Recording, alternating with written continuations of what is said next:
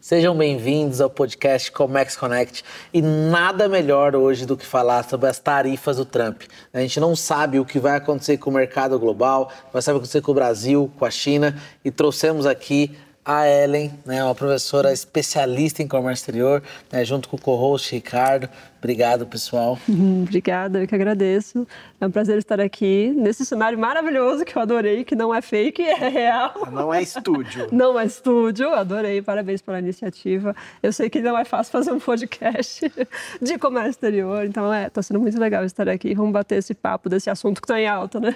Obrigado mesmo. E até apresentando, né, um pouco mais a professora Ellen Xavier, ela é âncora do podcast, né, dos vídeos do YouTube do Tecnologia Portuária, né, professora da FATEC, Rubens Lara, Unisanta, na disciplina de comércio exterior, logística e várias outras disciplinas também. E quase que a gente não consegue. Empreendedorismo, sustentabilidade. A gente entra um pouquinho de cada tema. Comex, né? No final é Comex. No final tudo converge. E como você bem disse, a nossa ideia é para os entusiastas de Comex e até para aqueles que não sabem o que é Comex. Então a gente faz esse... O pessoal da produção aqui acabou induzindo a gente a sair do podcast do estúdio. E nada melhor do que a gente fazer essa inclusão na área do armazém, onde a gente está aqui. Essa é uma área da Anvisa, né? Um armazém voltado para as cargas credenciadas da Anvisa. Legal. E é um prazer te receber aqui, né? Para a gente debater um pouquinho essa situação que está bem tranquila, né? Super! Antes da gente entrar aqui nos bastidores... Era celular, pim, pim, pim, pim. Há uma hora atrás saiu atualização, notícias do Trump, do que ele está fazendo. Trabalhamos com emoção. Como sempre o comércio exterior é com emoção. Não tem... O pessoal fala, mas você faz a mesma coisa todo dia? É a mesma coisa todo dia. Você vai importar uma carga, desembaraçar, entregar. Todo dia é a mesma coisa. Mas todo dia é uma coisa completamente diferente. Completamente. E aproveitando, seja bem-vinda. Obrigada. Né? E aí, vamos lá. Vamos lá, falando das tarifas do Trump, né? Se puder, eu acho que... Eu não sei nem como abordar isso com ela, porque o cenário de ontem à noite então, já era uma hora atrás. Não é o do momento atual, né? Ontem a gente dormiu com um dólar a 5,60, eu acho, né? 5,60 e pouco há 2 dias atrás, agora tá 5,99. Acabamos de bater 5,99. Aí a pessoa fala, mas só 40 e poucos centavos, não faz muita diferença, né? É para $1 milhão de dólares. $1 milhão de dólares.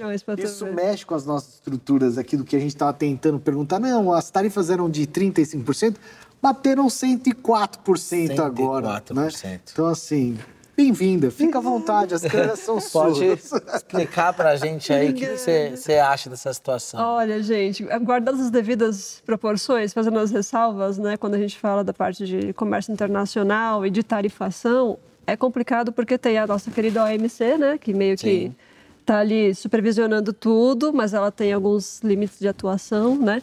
E tem os Estados Unidos que trabalham, um professor meu falava que os Estados Unidos trabalham com regulamento debaixo do braço, né? Então eles trabalham no limite do que pode ser feito nas regras do OMC.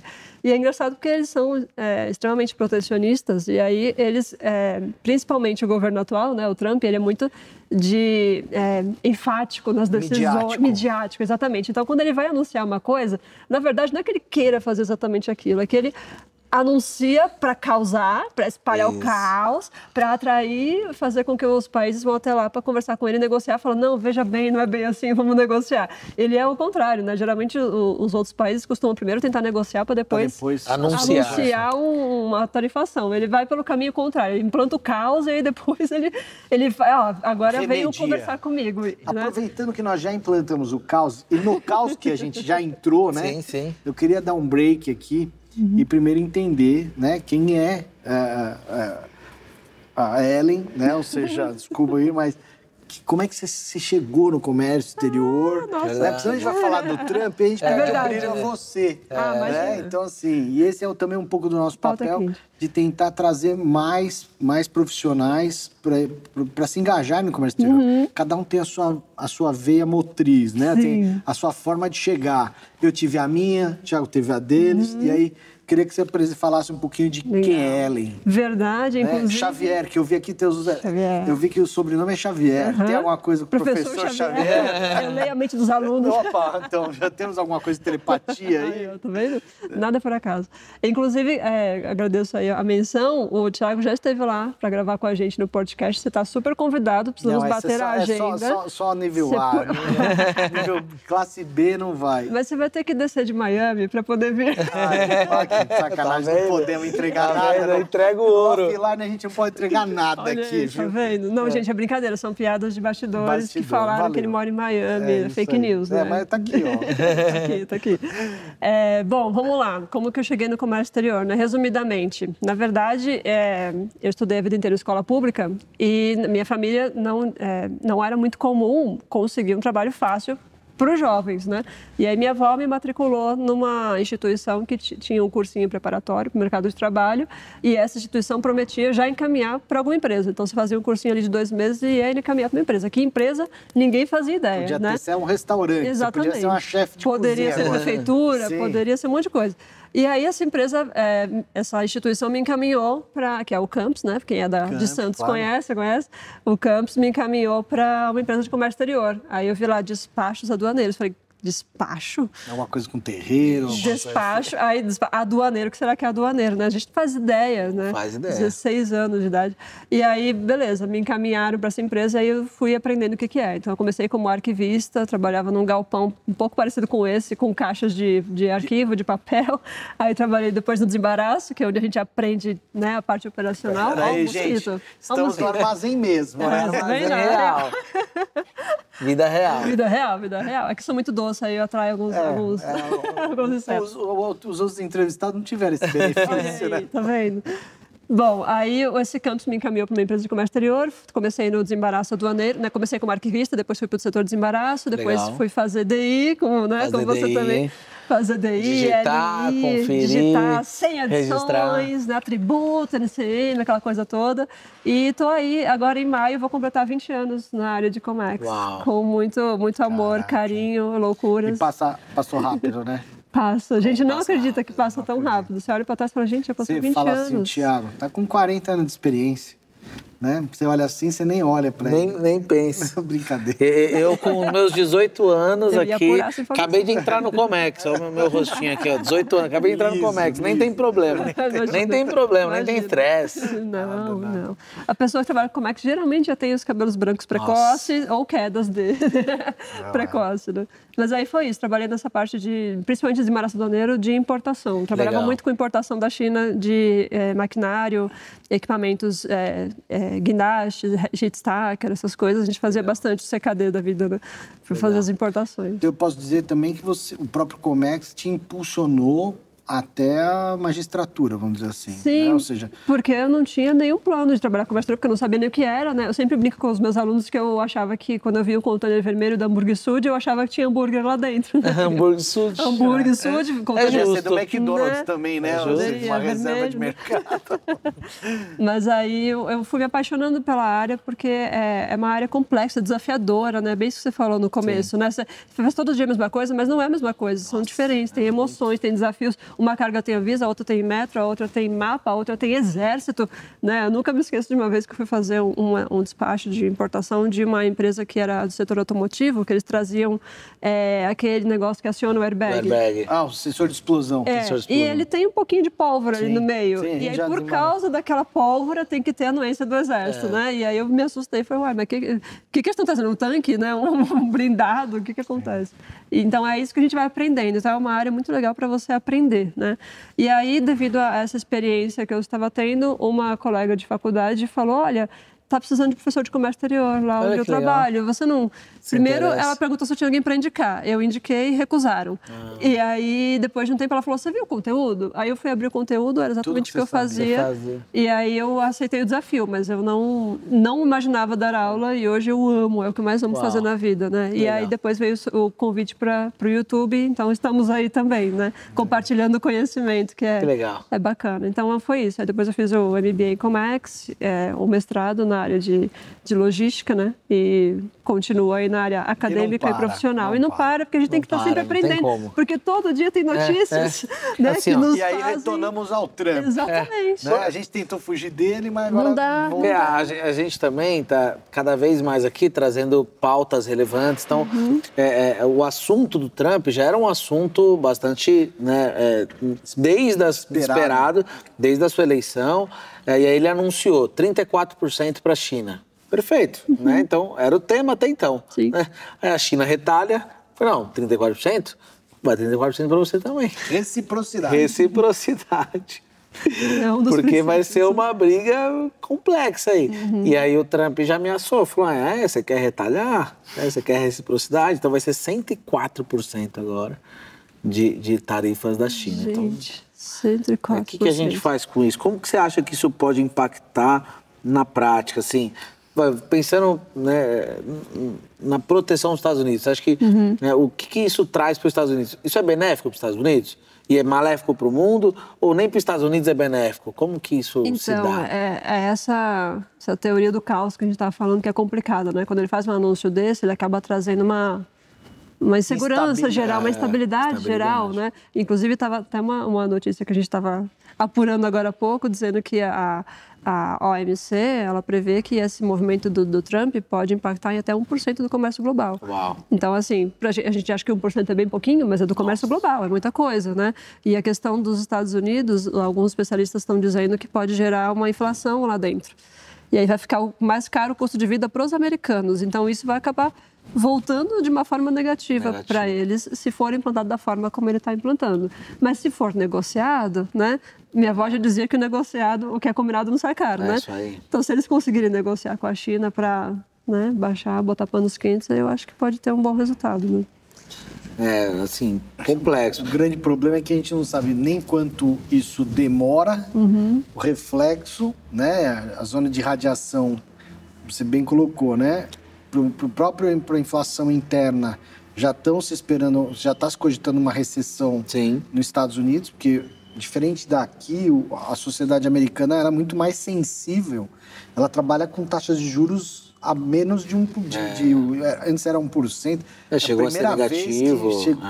Então, o povo americano não sabe lidar com 14% ao ano, né? Como é a nossa realidade aqui. Então, ela ainda é muito sensível a essa flutuação. A renda é muito linear, muito média. Sim. E é como você falou, $1.000 na mesa de um orçamento vamos falar aí, 30% da renda, 30%, porque a projeção que a gente viu falava isso, né? Que vai impactar na renda das famílias americanas até $1.000 de custo de vida a mais, né? Para eles. Aí fica complicado. E pensando, por exemplo, na China, né? Vamos pensar como isso impacta o mercado global. Como você vê a China se posicionando nessa situação, né? Como que você se posiciona globalmente?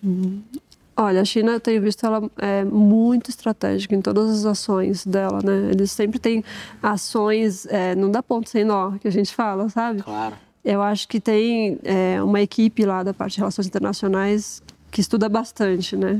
E tem aprimorado cada vez mais. Eu acho duas coisas interessantes. Está puxando um pouquinho para o impacto no Brasil.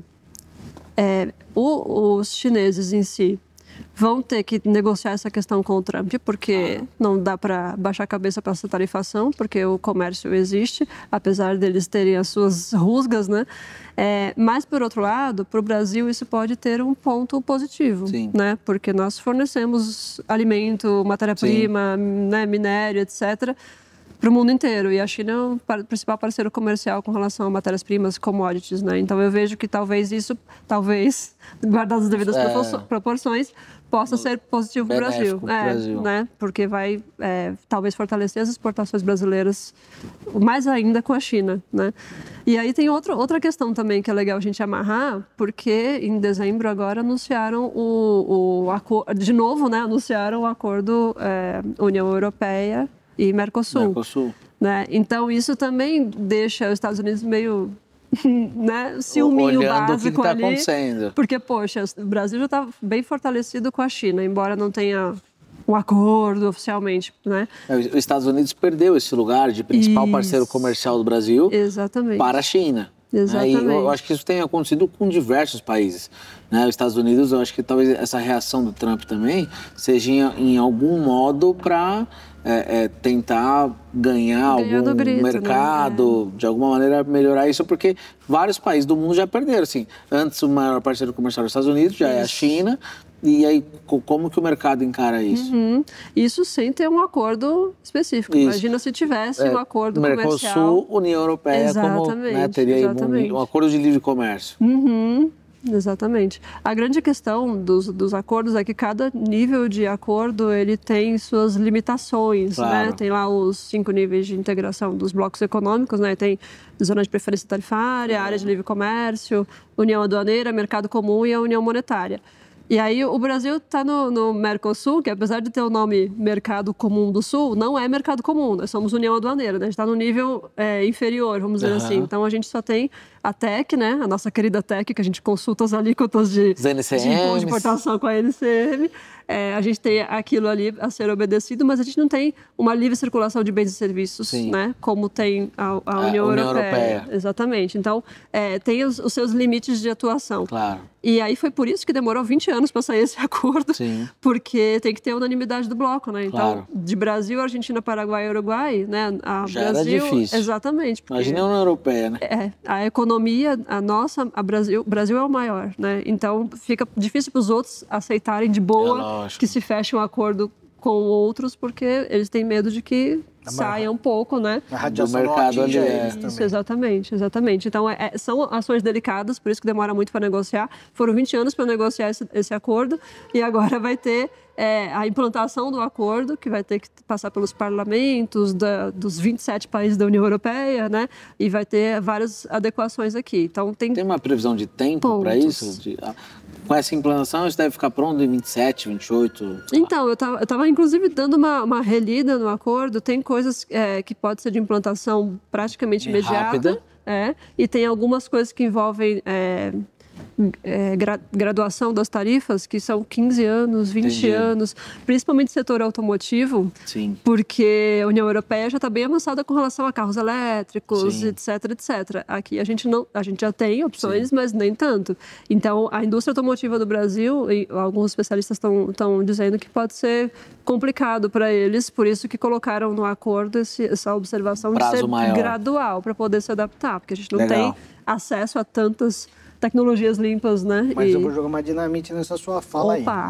Ou seja, o que a gente percebe é uma retaliação da Europa no carro elétrico, né? E a adoção, tanto de um lado dos Estados Unidos quanto da Europa, de medidas protetivas que muitas vezes nós aqui estamos fugindo delas, das LIs, a gente está indo para um processo de aperfeiçoamento e o que a gente olha pelo cenário é que eles estão começando a ir para as LIs, né? Ou seja, para tudo que você faz agora, eles estão burocratizando o processo. E aí, falando de acordo, eu acho que tudo é o fator político. Eu acho que o que vai acelerar esse acordo Europa-Brasil será justamente a pressão. Isso deve acelerar. Aí entra o fator político no jogo, que demoraria 10 anos para ser negociado.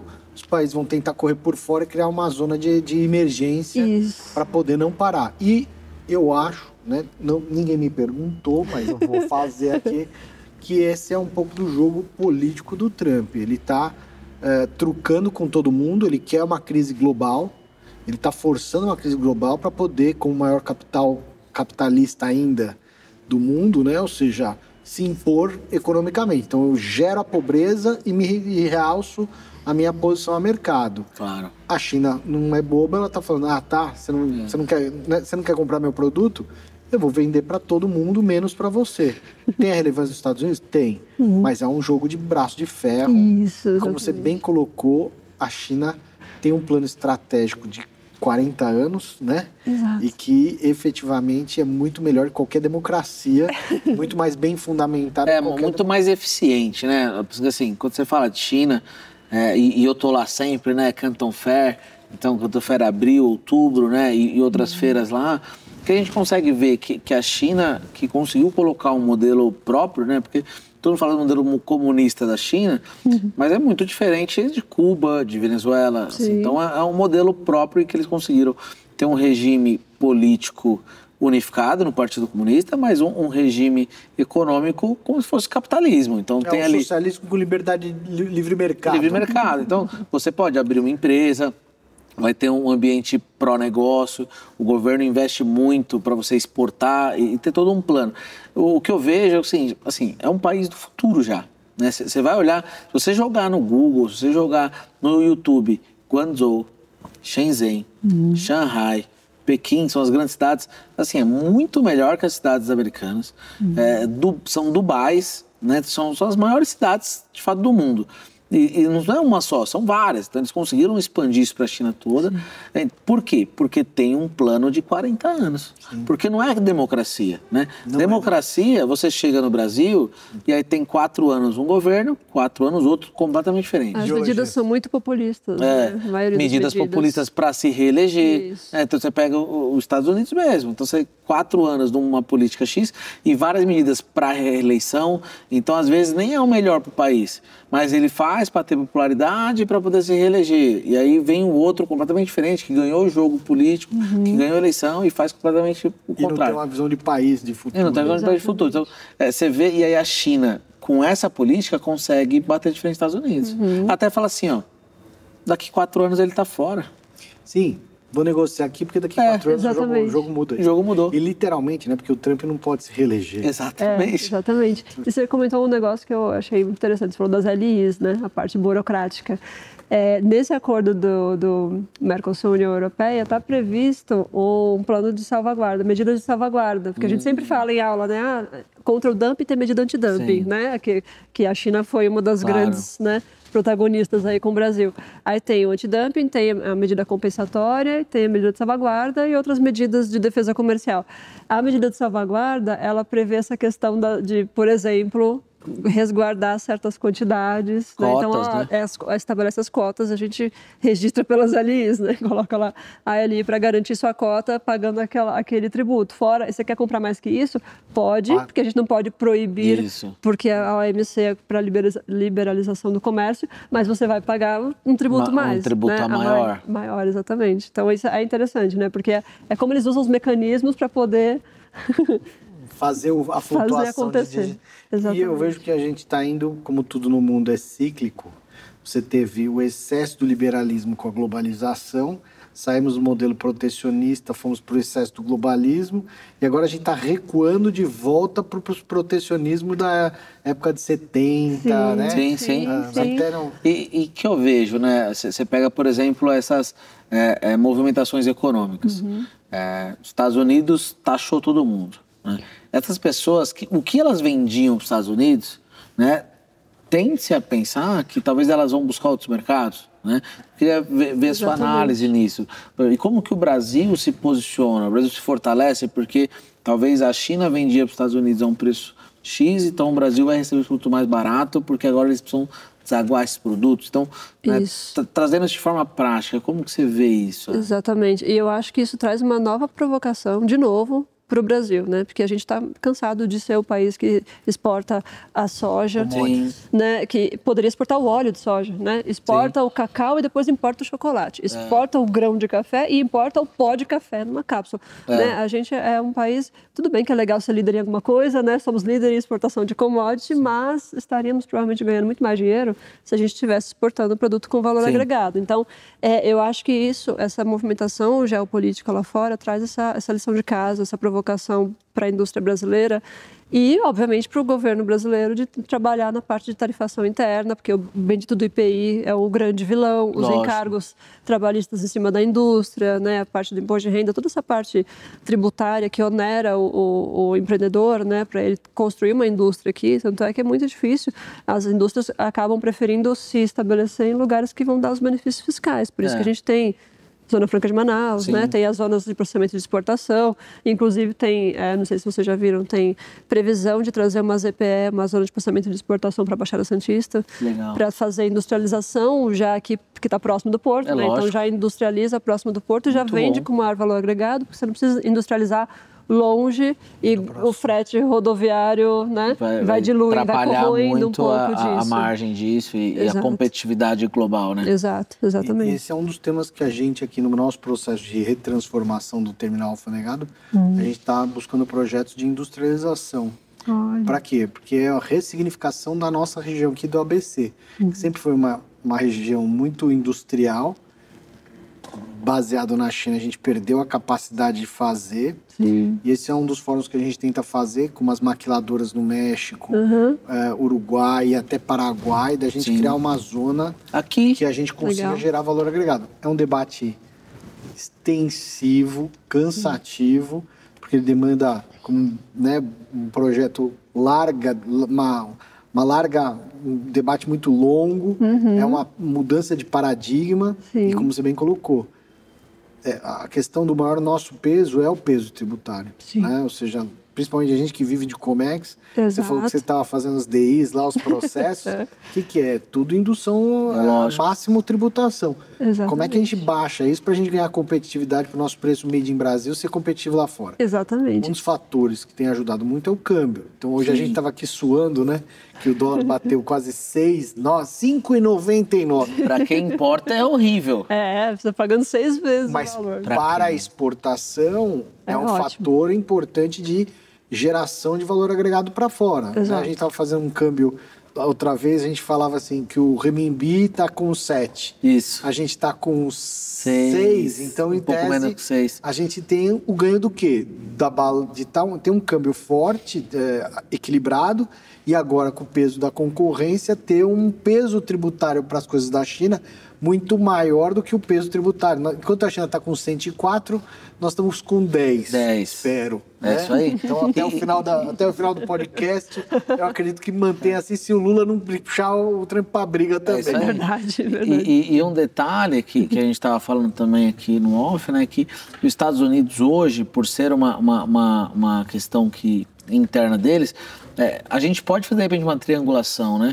Então, você tira da China, traz o Brasil vende para os Estados Unidos com uma tarifa menor. Então, agregando valor. Porque com a indústria. Aí entra, esse é o modelo da industrialização. Que o México sobrevive dessa matriz com as maquiladoras. Carga vem da China, transforma e entrega nos Estados Unidos. Perfeito. E esse é o peso que o Trump também está fazendo com o México lógico. Na imposição de tarifas. Ele já entendeu isso, né? Ele entendeu o jogo. Mas eu acho que isso traz uma vantagem para o Brasil, em que o Brasil vai ser um ótimo hub, porque é um mercado grande, né? Então a nossa população é muito grande, né? Para poder comprar. Né? Então, e aí a gente vai ter um benefício de ter isso mais barato, né? Porque a China vai ter que desaguar isso de alguma forma. Exatamente. Tem que ver a questão das regras de origem e procedência, né? É isso aí. Para a gente não ser taxado por tabela, né? Exatamente. Nesse sentido, mas é uma ótima saída. Você acredita que a gente, dentro dessa perspectiva de invasão, né? Como a gente viu com os carros, por exemplo, com a invasão dos carros chineses elétricos, você vê que a gente tem um risco de ficar extremamente dependente da China, como os Estados Unidos ficou, e aí até como alternativa de mercado isso acabar irradiando, que é um pouco do que a gente falou aqui, né, para o Brasil, meio que imposto, né? Meio que dampeado. Sim, exatamente. Né? Você acredita que isso possa ser um reflexo muito... Muito bem colocado, porque, de novo, sabedoria de vovó, né? Não coloque todos os ovos numa cesta só. É sempre bom você ter um fornecedor B, C, em outros países, porque se aquele fornecedor quebrar ou tiver um problema desse tamanho, né, político, geográfico, às vezes uma guerra, por exemplo, né? Alguma outra coisa, você quebra toda a cadeia de suprimentos, né? Todo o supply chain vai por água abaixo, porque um fornecedor, a gente viu que a gente sofreu na pandemia com a questão dos chips, das embalagens, do papelão, né? Muita coisa não conseguia chegar porque não tinha onde colocar, não tinha embalagem, né? Deixa eu te contar um fato peculiar daqui do armazém. Você acabou tocando e veio na hora. Pandemia, chegou uma determinada mercadoria que já estava atrasada e o fornecedor na China mandou caixas sobressalentes porque já estávamos com a crise do papelão aqui. Um outro cliente veio vistoriar uma carga dele aqui e viu que no lote do vizinho tinha as caixas de papelão. Ele falou, posso levar embora? Eu falei, mas nem a tiro, meu amigo, isso aqui faz parte do outro lote. E ele queria, não, mas me dá o telefone que eu quero ligar para ele, porque eu quero comprar essas caixas. A crise da caixa de papelão. Você me deu um... Chegamos à crise da caixa de papelão. Exatamente. Aí a gente também, de novo, tem que olhar para dentro, fazer a lição de casa, de que por que não temos uma indústria de papelão num país que exporta celulose, à torta e à direito. A gente acabou confiando muito no globalismo, né? Como você comentou, a globalização foi ótima, porque nos deu acesso a tecnologias, né? Nos deu acesso a conhecimentos, informações, produtos que a gente não tinha, mas também gerou essa dependência, né? Gerou essa questão da teoria das vantagens absolutas comparativas, lá do Adam Smith e Davi Ricardo. A gente tem que revisitar aquilo e falar, olha... Às vezes é bom você também ter uma produção interna e diversificar os fornecedores lá fora, porque senão vai ser... Você acha então que existe esse risco? Vou aproveitar o gancho que eu estou por essa razão que o entreposto os terminais alfandegados, o papel do terminal alfandegado em você antecipar o teu fluxo de mercadorias, como a gente está vendo aqui no nosso entorno, para que você tenha a capacidade de ter um estoque regulador alfandegado, ou seja, não tributado. Exato. E daqui você fazer um hub para abastecer Argentina, Uruguai, fazer um processo de redistribuição. Até Estados Unidos. Olha aí, é verdade. Mas porque ninguém sabe quando vem a próxima crise internacional. Sim. A gente teve o canal de Suez lá, que parou um navio, ficou um bom tempo fora, os fretes bateram explodiram de $1.000 para $20 mil. Então, assim... estrategicamente hoje é muito sensível à logística. Eu adorei que você comentou isso, porque eu sempre falo para os alunos na aula de regimes especiais, são muitos regimes para eles verem, né? São 18 regimes aduaneiros especiais. Eu falo, gente, esse aqui, dá uma atenção especial. Entreposto aduaneiro, porque tem muita empresa que poderia estar ganhando muito dinheiro por não conhecer o entreposto aduaneiro, que você deixa um ano, pode se prorrogar por mais um ano, não é isso? 2 anos. 2 anos você pode. 2 anos ficar no armazém. De 3 anos. E você só paga o tributo quando for retirar, na quantidadezinha que você for retirar. Você não vai desembolsar o dólar a R$6, você não vai desembolsar tributos em cima de R$6. Nós estávamos discutindo isso antes da tua chegada com um cliente que tomou uma decisão de fazer 100% de nacionalização. E a gente falando, pelo amor de Deus, segura, porque depois que você realizou o tributo, ele não volta mais. Acabou. No entreposto você aproveita um pouquinho dessa variação cambial com relação aos tributos. Assim, eu acho que uma coisa muito importante no Brasil... toda a nossa tributo. Você viu? O patrocínio Agesbeck. Um oferecimento. Mas no final tudo converge, porque a gente está falando de soluções por causa das questões dos acordos. Tarifárias, questão de competitividade. E eu vejo realmente, sim, falta público... Falta mão de obra qualificada no comércio exterior. Outra coisa muito importante é a admissão temporária com fins econômicos. Sim, ninguém usa. Econômica, é verdade. Ninguém usa. E você podia pagar imposto a cada ano, então, e é 1% por mês. 1% por mês. Então imagina, você fazer uma admissão temporária para fins econômicos de uma máquina, ou de algo que você vai fazer locação, prestação de serviço. Né? Então você paga 1% por mês, você não precisa pagar todo o imposto. Exato. Aí você paga um ano, paga 12%. Aí fica um ano. Aí mais um ano, 12%. Exato. Até chegar aos 100%, nacionaliza, pronto. Eu tive uma cliente que trazia máquina de sondagem para Minas Gerais, né, para fazer sondagem lá das minas de exploração, e ela trouxe uma máquina gigantesca, era do tamanho de um container de 40, parecia um transformer, o negócio abria o braço para lá, uma haste para cá, um negócio que bate no solo, vibra. Assim, exatamente. E aquilo ali, ela não estava comprando a máquina em si, ela estava alugando para explorar economicamente e tal, e depois ela ia devolver. Então ela trouxe uma admissão temporária para utilização econômica e ia ficar aqui 48 meses. Então ela pagou 48% dos tributos e devolveu. Então, assim, é uma solução genial, né, para vocês. A gente consegue dar um foco aqui? Cadê aqui? Olha, para você, empreendedor, vou fazer o merchan. Sem querer querendo, mas são soluções importantes. Para você, empreendedor, que não quer sofrer com a questão das guerras, dos acordos, Trump e Xi Jinping, né, os problemas, os conflitos internacionais, para você não sofrer, não ficar refém, talvez de uma pandemia, essas coisas, pensar nos regimes especiais, utilizando portos secos, etc., vão te trazer muita vantagem, porque você vai ter mercadoria em estoque no Brasil, né, em que você consegue nacionalizar rápido e ainda aproveita a variação cambial. Então, é uma solução que muitas vezes as pessoas não param para pensar. Né? Eu tinha uma aluna que trazia importados de enlatados, produtos, né, não perecível, que duravam, sei lá, validade de 3, 4 anos.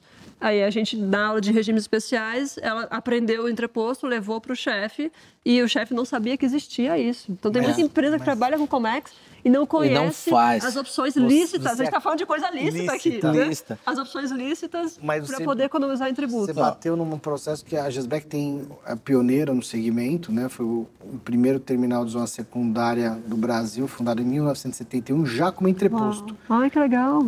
De 71 para cá, 53 anos, meus vizinhos aqui do lado não sabem o que é.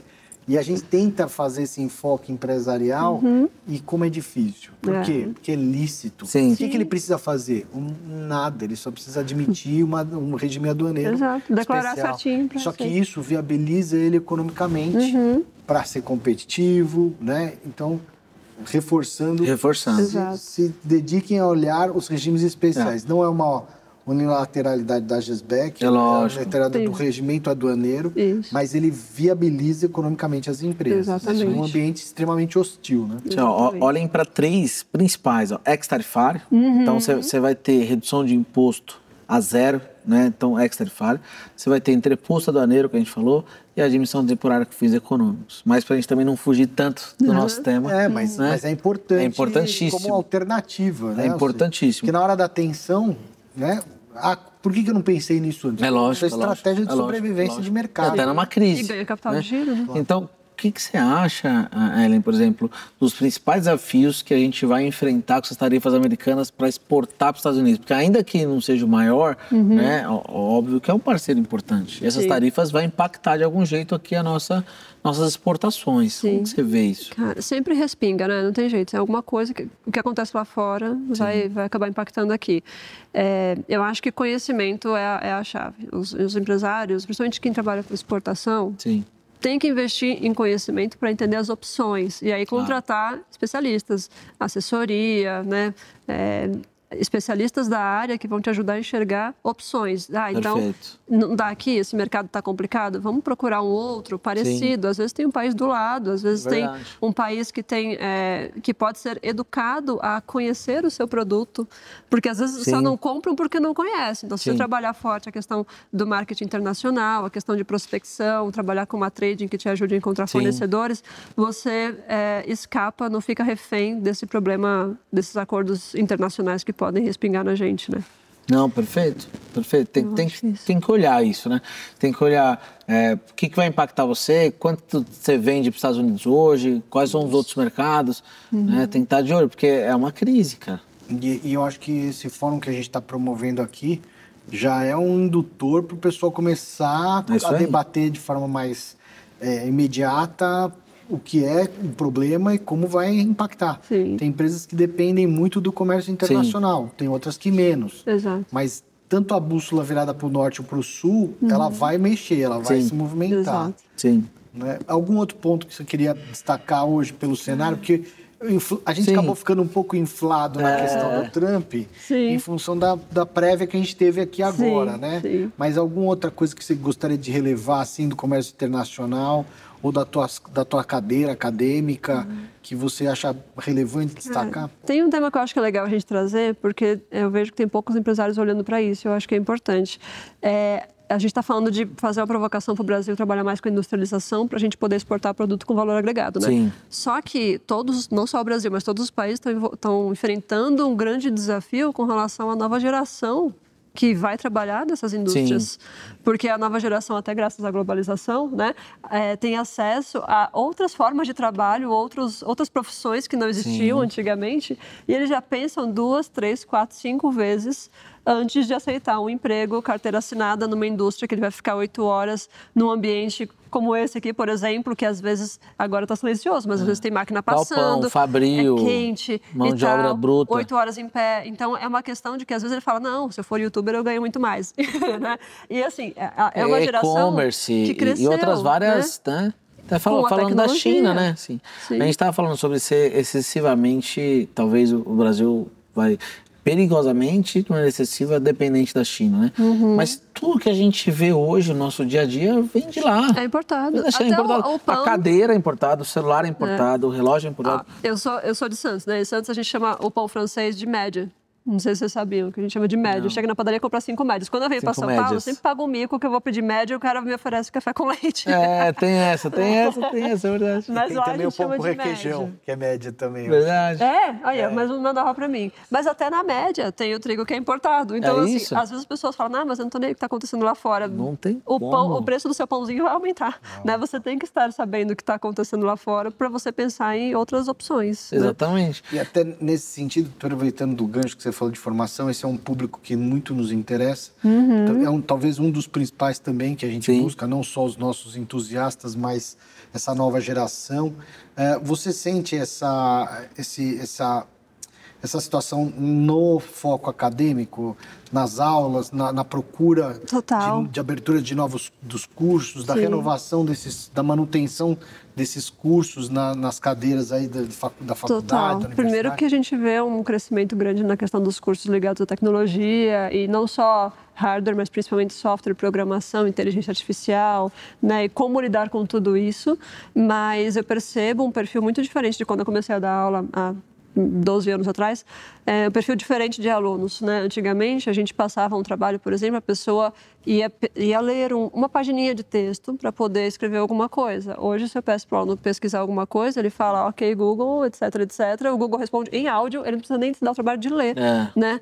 Então, assim, não que isso seja ruim, porque isso nos ajuda a ganhar tempo no geral. Claro. Mas é uma forma diferente de ter acesso às informações, a pensar, a mastigar as informações, digerir para poder ter a sua própria opinião. Então, isso é um desafio no sentido de que está tudo muito mais rápido de acesso hoje, enquanto a gente está vivendo uma sociedade em que a ansiedade está no pico, né? Isso aí.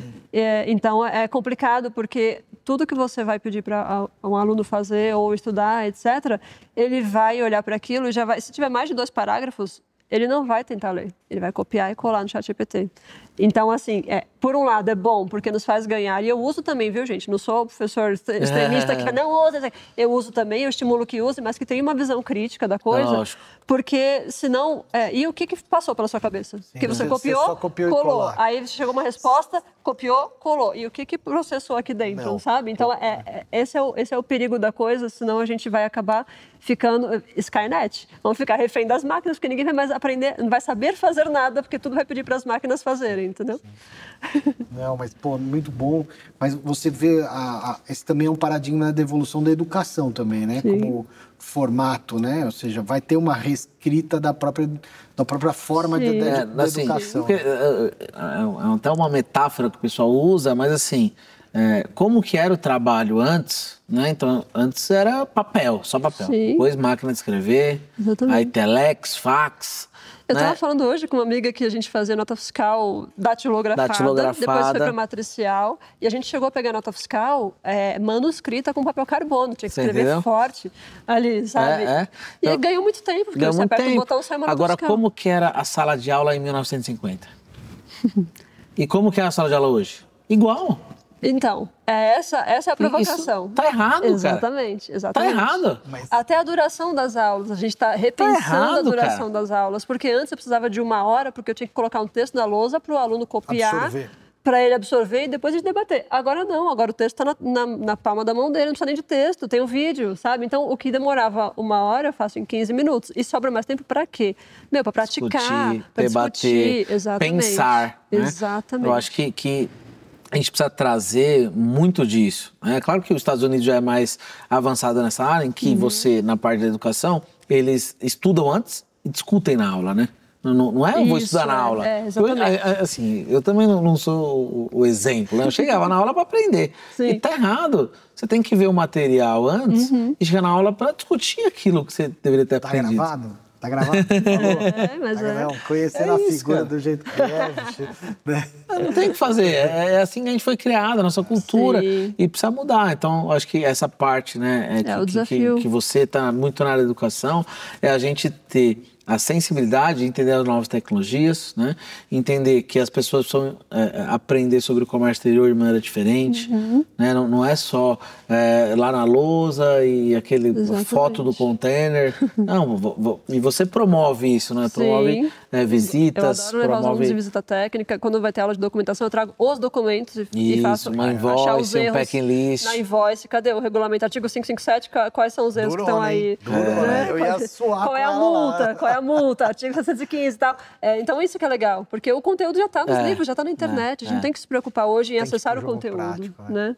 E aproveitando que você falou muito em ganhar tempo, a produção já avisou que a gente se empolgou. Já está chegando aí. A gente tem um espaço aqui que é nosso, né? Não sei se tem algum outro ponto para abordar, mas a gente tem um espaço aqui que a gente fala de histórias pitorescas, né? Que nem eu acabei de falar, alguma coisa engraçada que aconteceu com você e eu tô pegando ela aqui de contrapé. Com os outros a gente combina esse jogo. Sacanagem. Com ela aqui foi tira queima-roupa. Eu tô dando uns minutos para ela poder pensar aqui o que foi. Mas alguma coisa engraçada. Tem algumas. De Comex? De Comex, que efetivamente... Toda a tua carreira, que eu acabei de contar, né? O cara queria pegar a caixa do outro aqui na crise, né? Mas alguma coisa que te vem à mente, que marcou a tua carreira, né? Ou que você deu risada sozinho e contou pros amigos. Vale o que aconteceu do meu lado? Pode. Foi comigo, foi com um amigo meu, sabe? Sim. Não, tem um que foi comigo. Vou confessar, porque senão as pessoas acham que a gente é perfeito. Eu já errei, tá, gente? Eu errei um ICMS de R$195 mil. Imagina o meu chefe, né? Eu errei o ICMS de R$195 mil, porque me falaram que o sistema estava fazendo o ICMS guia nacional. A gente fazia guia estadual no sistema, mas a guia nacional a gente fazia no outro site, a GNRE. E aí me falaram que o sistema já estava ok. Pode fazer? Pode. O cliente tal. Aí eu sempre sou chata, confiro tudo. CNPJ, o valor, a base de cálculo, a alíquota, tudo exato, conforme a planilhinha que a gente calculou, conforme o sistema, tudo batendo. O único campo que eu não conferi foi o Estado. SP. Esse cliente UF favorecida. UF favorecida, exatamente. A UF lá. Aí era Rio Grande do Sul. E a gente pagou SMS para São Paulo, porque o cliente tinha CNPJ de São Paulo também, né? E aí, eu lembro que aquele dia eu não dormi, eu chorava absurdamente, porque o motorista, o que mais me mata é quem está na ponta, que não tem nada a ver com quem está lá, sabe, no escritório, no ar-condicionado, trabalhando. Não que escritório, ar-condicionado, trabalhando não seja um trabalho árduo. Pra caramba, porque a gente fica esgotado mentalmente. Você não dorme, você não dorme. Mas o coitado motorista, que não tem nada a ver com isso, estava lá esperando para tirar a carga e a carga não... fazenda bloqueada. Por quê? Porque o ICMS não está pago. Claro que está. Aqui o comprovante. Está aqui. Não, está aqui o comprovante, eu mandei pagar isso aqui. O coitado do office boy chegou da época que era pago no banco, né? Tinha um comprovantezinho. E aí a gente teve que fazer... eu lembro, se eu não me engano, a solução foi isso. O meu chefe tirou dinheiro do caixa, graças a Deus tinha caixa, né? R$195 mil não é qualquer um que tem. Tirou, pagou para o ICMS para o estado certo e depois pediu restituição. Demorou 5 anos.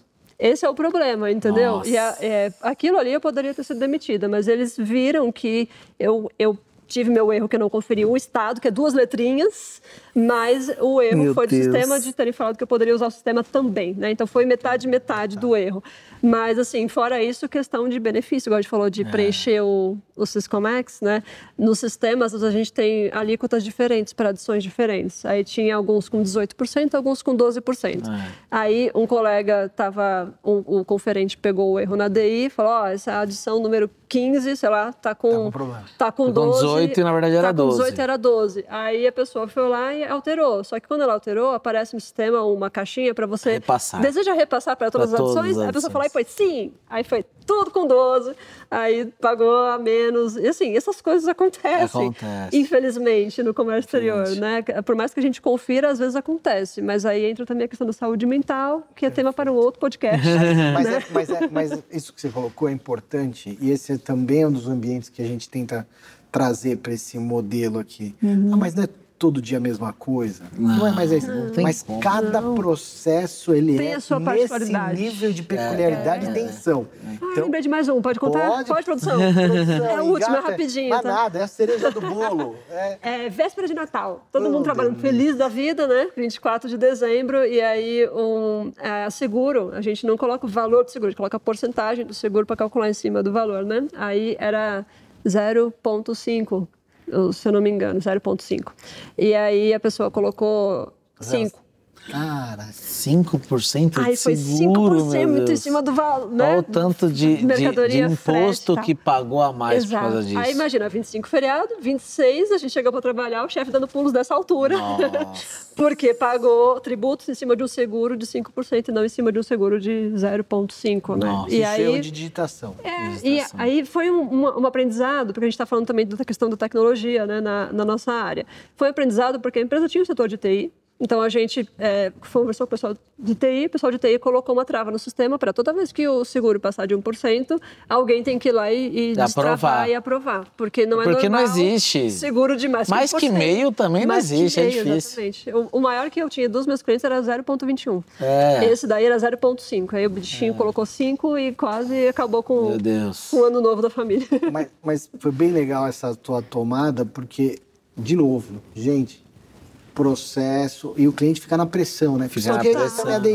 Preciso que faça isso, preciso que faça aquilo. É urgente, então, é urgente. A sanidade mental no Comex, ela deve ser privilegiada, né? Sim. Porque a pressão, ela acaba... Nós aqui no terminal, a gente vive muito isso. Tudo atrasou. Aí o pessoal... Aí vem a pressão pra gente aqui... E realmente o estresse, né, no nosso ciclo ele é muito alto, né? Sim. Até eu tô aqui deixando, né, tô tentando atrair mais entusiastas, mas galera, tem que estar preparado, é pancadaria isso. Sim. Não, pancadaria, assim, é um trabalho bem remunerado, né? Sim. Quando você consegue crescer na área, trabalho bem remunerado. Então, se dedique, com certeza você vai ter sucesso e vai ser bem recompensado. Mas não é fácil. Mas as tecnologias vieram para amenizar. Vieram para ajudar, Com certeza. Okay. Bom, Ellen, muito obrigado. Obrigada. Vai lá. Não, muito obrigado mesmo por participar com a gente, né? Trazer um pouco, né, do que a gente tem de problemas com Trump e as tarifas. Também a gente falar, né, toda a parte de União Europeia, Mercosul, os desafios para o Brasil e como lidar com isso. Trouxe uma área da educação também. Muito obrigado por estar com a gente. Eu que agradeço. Foi uma honra e vocês estão convidados. Você está convidado para gravar de novo com a gente. Bora. Você também convidado para o podcast. Vai ser uma honra. Pessoal, siga nas nossas redes sociais, né? Vou fazer aqui também um apoio aqui à Tecnologia Portuária, que é o canal, né, que a Ellen tem lá, mas escuta o nosso Comex Connect, olha que tá difícil aqui, né?